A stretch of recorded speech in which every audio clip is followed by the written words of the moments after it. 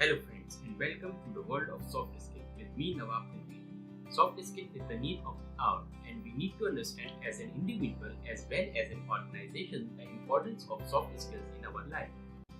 And today's module is about conflict management. First, let's see the journal definition of conflict.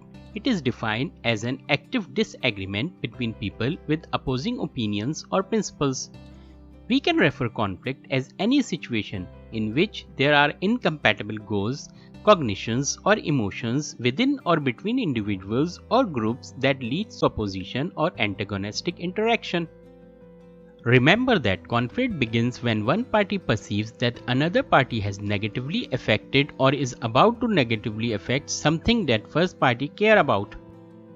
Journal conflicts can be of following different types: person versus self. A character finds him or herself battling between two competing desires or selves, typically one good and one evil.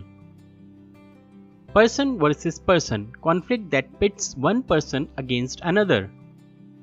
Person versus faith, when a character is trapped by an inevitable destiny or freedom.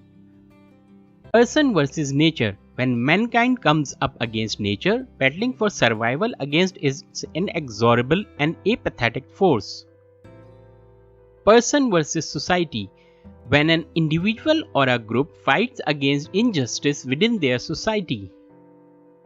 Person versus supernature.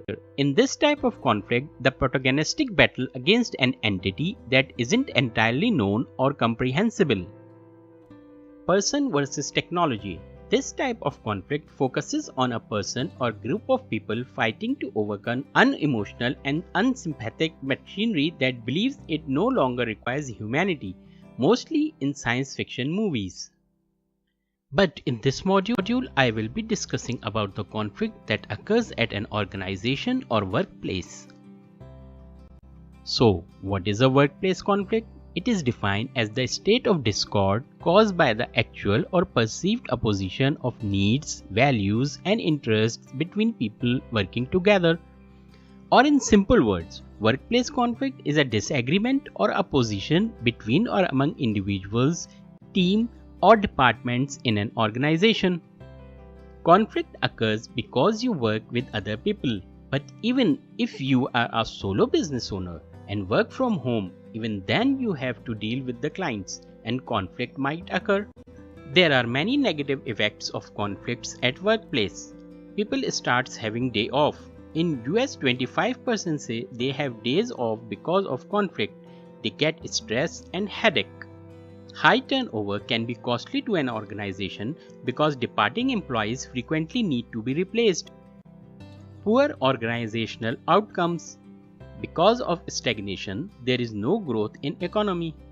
Because of tension, people avoid communicating each other. Poor decisions due to lack of innovation. Business suffers as the project either does not deliver on time or not meets the client expectation. Blocks an organization or group from reaching its goal. An employee with lower job motivation will do their minimal best just so they can get through the workday, and that leads to your workplace to become a toxic environment. May cause violence among members, resulting in legal problems for members and possibly the organization. Some or all of the following behavioral changes are expected in case of conflict: shutdown, poor communication, not working as a team, backstepping, getting defensive, avoidance, gossiping, lying, blaming, complaints, working against each other, stress, getting sick, denial, and segregation. Conflicts are most caused in an organization due to following reasons. Needs of the people does not meet. This is one of the main cause of the conflict, and we will discuss this later in this module. Wrong communication, another main cause of conflict. Personalizing things. Some personal issues of the people does not fulfill. Clash of culture, ideology, or religious values between employees or employer. People's ego. People use manipulation, power, attack, threats, and hostility to achieve what they want and hurts another person's ego. Incompatibility of goals. People are inflexible and believe that their goals' decisions must be achieved without considering the overall consequences. We love to interpret. We make meaning out of everything we see, hear, and experience, and interpretation creates judgment and division. When you start making things up about the people around you, the things they say or do, you begins to form walls around you. When interpretations are not cleared, judgments begins to build up. Conflict may also occur due to unmanaged and uncommunicated expectation. It is better to specify the expectations of how something will be done. Example, being punctual means different things to different people. Something that to be punctual means on the dot. Something that to be punctual means 5 minutes earlier. Something that 5 minutes late is still considered punctual. Hence, define everything clearly to avoid conflict and upsets. But the two major causes of conflict are need and communication. Conflict occurs when people or other parties perceives that as consequence of disagreement, there is a threat to their needs, interests, or concerns. These needs are after bread and water. We must distinguish between need and want. A want is simply the desire of something, in many cases something to satisfy a need. You need food to survive. You want to eat pizza or steak or fish, but anything that provides protein, carbs, vitamins and minerals will do. Learn how to distinguish between wants and needs, so you spend less and find more contentment with what you have. Different people have different needs or what is important to them. For example, two persons, Alex and Bobby, have the following needs. For Alex, efficiency, harmony, work done on time and reasonable workload is more important, but on the other hand, the needs of Bobby are clear guidelines, priorities, harmony and realistic workload. So, if any of the need of one person is disturbed because of the other, they will have conflict. We all have communication needs, either a CEO or a president of organization, a manager or any other staff. Hence, communication is the basic thread or a glue that ties us together. And remember that the internal communication is directly going to affect external communication with the customer. Does your organization promote communication? Write down in number between 1 and 10 how your organization promotes communication. Number 1 means your workplace culture does not give anything about communication. Number 10 means that your organization loves communication.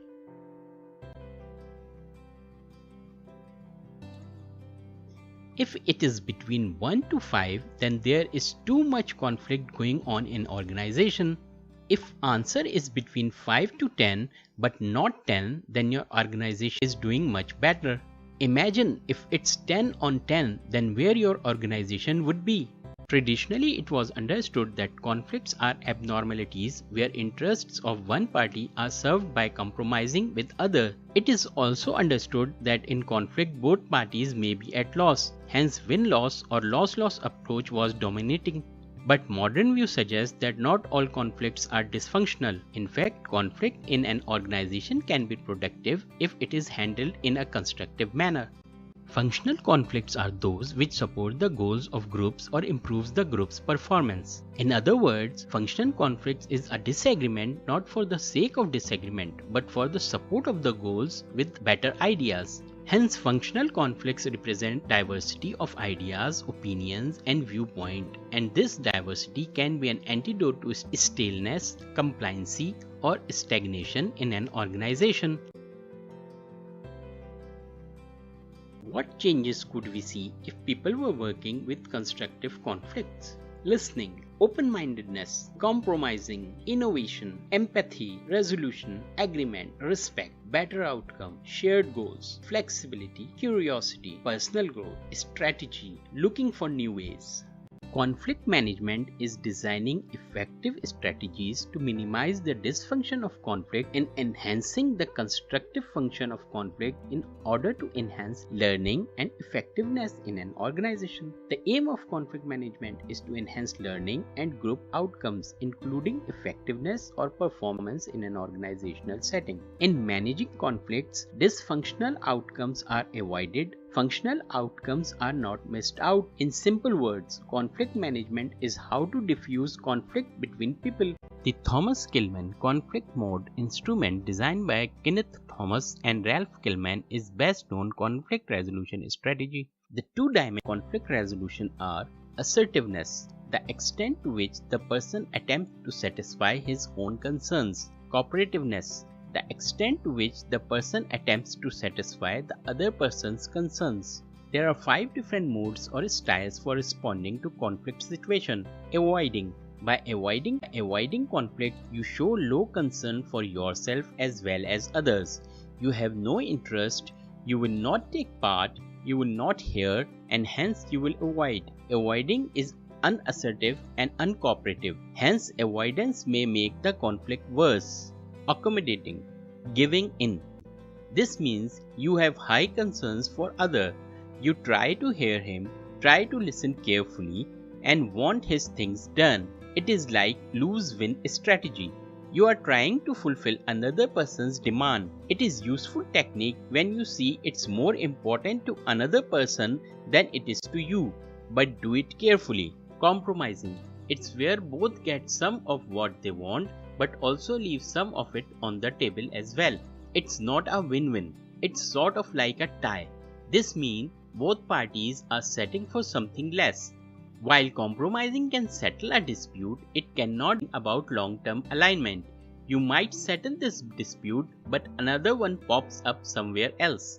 Competing. When you are highly assertive and lowest cooperative, then you are in competing mode. It's when power or rank or intimidation of one person pressurize the other so that they can get it in the way they want. This is the best approach in battlefield or in an emergency, but not in an organization. Collaborating. It is mode in which you are both highly assertive and cooperative.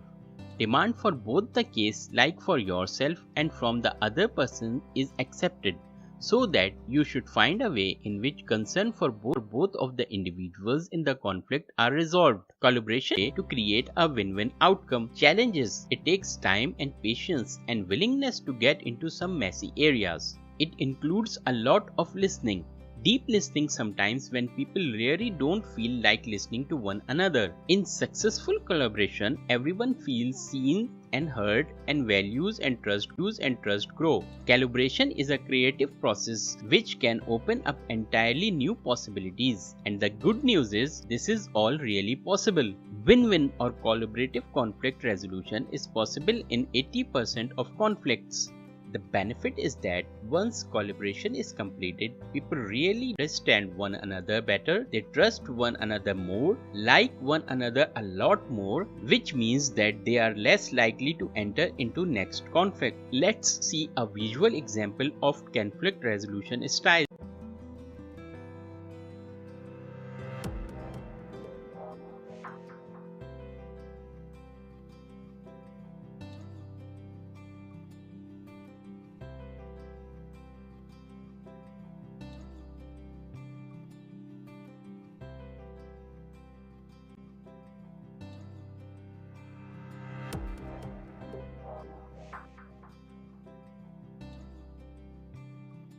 As the Chinese say, all great battles are won without fighting. Sorry. Okay? I don't know him.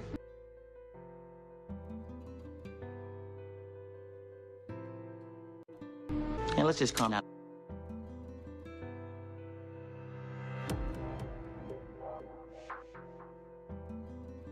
Woo! Now I'm about to beat the puberty out of you. You ain't gonna see it coming. You ain't gonna see it coming. Come on. Ah! Woo! Running for your lives. By the time y'all show some respect around here. Huh? Carter, wait for the master.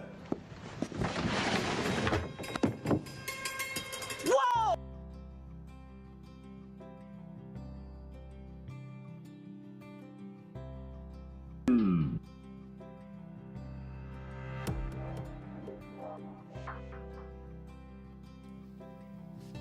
about this? I promise I won't pester you about the DVD. You can defecate in peace. That's a win for both of us. But until this matter is resolved, I would like you to wear this sweater.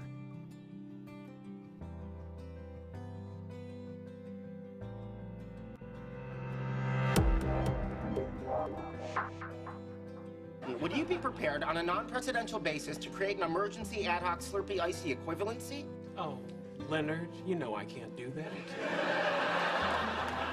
Okay, I guess we only have one option. Yep, I don't see any way around it. Bye, Sheldon. See ya. Later, dude.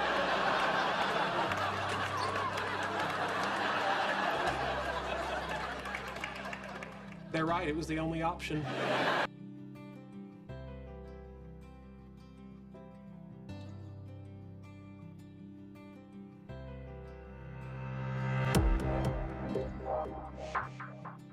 With my dad, I realized that the shadows coming off those two lamps were in the wrong spots. I think someone tampered with this crime scene. Who could do that? Someone smart, someone experienced. Which is why we need to recreate the scene so that it is exactly the way it was when the cops got it. All right, fine.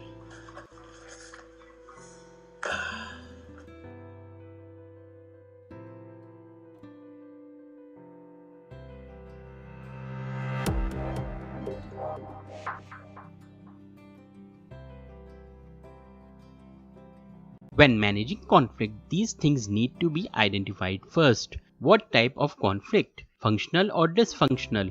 At this level, you should also define the issue, identify who is involved, list the major needs and concerns of each party. What is the level of conflict? Either excessive, low or moderate. What strategy can be adopted to resolve conflict? Depending on the nature of the conflict, you select any of the conflict management strategies we have defined earlier that are either avoiding, accommodating, compromising, competing, or collaborating. When you hear these words, you're gonna flare up. You just want a conflict. These negative words are always need to be avoided.